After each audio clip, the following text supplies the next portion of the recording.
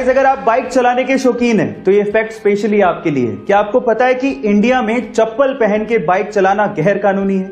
जी हां गाइस, हालांकि हम इसे सीरियसली नहीं लेते, लेकिन ये बात सच है।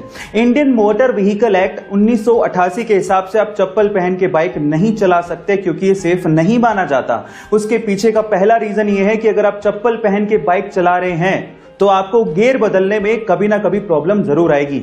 नंबर 2, अगर आपकी बाइक गलती से स्लिप हो गई और अगर आपने चप्पल पहन रखी है तो आपको चोट लग सकती है, और वहीं अगर आपने जूते पहन रखे हैं तो आप अपने आप को प्रोटेक्ट कर सकते हो। नंबर 3, जूते पहन के किक मारना भी बेहद आसान होता है, वहीं अगर आपने चप्पल पहन रखी है तो किक मारने में कहीं ना कहीं प्रॉब्लम्स आती हैं। है ना इंटरेस्टिंग फैक्ट? आपको ये फैक्ट जान के कैसा लगा चैट सेक्शन में लिखना मत भूलिएगा। एक बर्ड है जिसका नाम है अमेरिकन वुडकॉक, और ये बर्ड बेसिकली अपने डांसिंग मूव्स के लिए बहुत ज्यादा फेमस है, जैसा कि आप इस वीडियो में देख ही पा रहे हैं। बट ये आपके लिए और हमारे लिए डांसिंग है, बट एक्चुअली इस बर्ड के लिए बेसिकली ये पेट भरने का तरीका है। कैसे, मैं आपको बताता हूं। एक्चुअली जब ये बर्ड रेत पर आगे बढ़ता है तो अपने पैरों पर पूरा अपनी बॉडी का वेट डाल देता है, जिसकी प्रेशर की वजह से रेत पर जो सरफेस पे कीड़े होते हैं वो बाहर आ जाते हैं। फिर क्या, उसके बाद वो कीड़ों को खाते हैं और अपना पेट भरते हैं। है ना ये अमेजिंग ट्रिक? क्या इसके पहले तक ये फैक्ट आपको पता था? और अगर नहीं पता था तो चैट सेक्शन में लिखना मत भूलिएगा। गाइस, लोग अट्रैक्टिव दिखने के लिए क्या कुछ नहीं करते, मेकअप, मेकओवर, आर्टिफिशियल साजो सामान का इस्तेमाल, लेकिन फिर भी वो इतने अट्रैक्टिव नहीं दिख पाते जितना कि वो एक सिंपल स्माइल से लग सकते हैं। जी हां गाइस, एक स्टडी के अनुसार ये सिंपल सी माइल्ड सी स्माइल आपको मेकअप, मेकओवर या आर्टिफिशियल साजो सामान से भी 3 गुना ज्यादा अट्रैक्टिव बनाती है। इसका मतलब ये हुआ कि ये सिंपल सी स्माइल आपको वो काम करके दे सकती है जो कि आपका मेकअप, मेकओवर या आर्टिफिशियल साजो सामान नहीं करके दे सकता। इसलिए आप कभी भी किसी से मिले, एक हल्का सा स्माइल दे दें, ये चीज आपको बहुत ज्यादा अट्रैक्टिव बना सकती है। गाइस, ये इंटरेस्टिंग फैक्ट जान के आपको कैसा लगा चैट सेक्शन में लिखना मत भूलिएगा।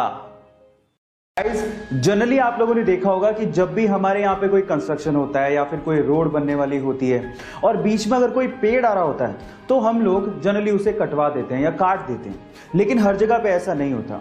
जापान का एग्जांपल लेते हैं। अगर जापान में कहीं पे कोई रोड बन रही है या कोई कंस्ट्रक्शन होता है और बीच में कोई पेड़ आ रहा होता है तो वो लोग पेड़ को काटते नहीं है, इनफैक्ट वो जड़ के साथ उस पेड़ को किसी दूसरी जगह पे रीलोकेट कर देते हैं, और इस तरह से वो पेड़ों को बचाते हैं, और ये हमारे इकोसिस्टम के लिए जरूरी भी है।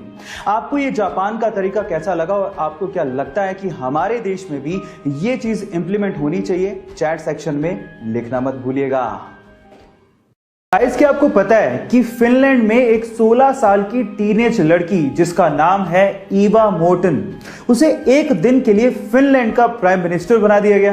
है ना अमेजिंग बात? अब ऐसा क्यों किया गया, उसके पीछे का रीजन आप लोगों को सुनना चाहिए। इतनी छोटी सी उम्र में वो लड़की ह्यूमन राइट्स, जी हां, ह्यूमन राइट्स और क्लाइमेट चेंज को लेके बहुत बड़े बड़े अभियान चला चुकी है, और इसी चीज को अप्रिशिएट करने के लिए और यूथ की इस पावर को अप्रिशिएट करने के लिए वहां की गवर्नमेंट ने इस 16 साल की टीनेज लड़की को एक दिन के लिए फिनलैंड का प्राइम मिनिस्टर बना दिया। गाइस, आपको फिनलैंड की गवर्नमेंट का इस तरह से यूथ को अप्रिशिएट करने का तरीका कैसा लगा? चैट सेक्शन में लिखना मत भूलिएगा। छुट्टियां किसे अच्छी नहीं लगती, और छुट्टियां होनी भी चाहिए जिससे हमारी वर्क एफिशिएंसी इंक्रीज होती है। और इसी चीज को लेके जापान की गवर्नमेंट ने एक लॉ निकाला है जिसका नाम है हॉलीडे बाय लॉ। अब इस लॉ में क्या होता है मैं आपको बताता हूं। इस लॉ में कुछ ऐसा है कि 2 हॉलीडेज के बीच में अगर एक वर्किंग डे आ रहा है तो वो working day by default holiday बन जाएगा। मतलब ये है कि 2 छुट्टियों के बीच में अगर कोई वर्किंग डे आ रहा है तो वो वर्किंग डे भी छुट्टी में कन्वर्ट हो जाएगा। है ना इंटरेस्टिंग लॉ? क्या आपको भी लगता है कि हमारी कंट्री में भी ऐसा लॉ होना चाहिए? चैट सेक्शन में लिखना मत भूलिएगा।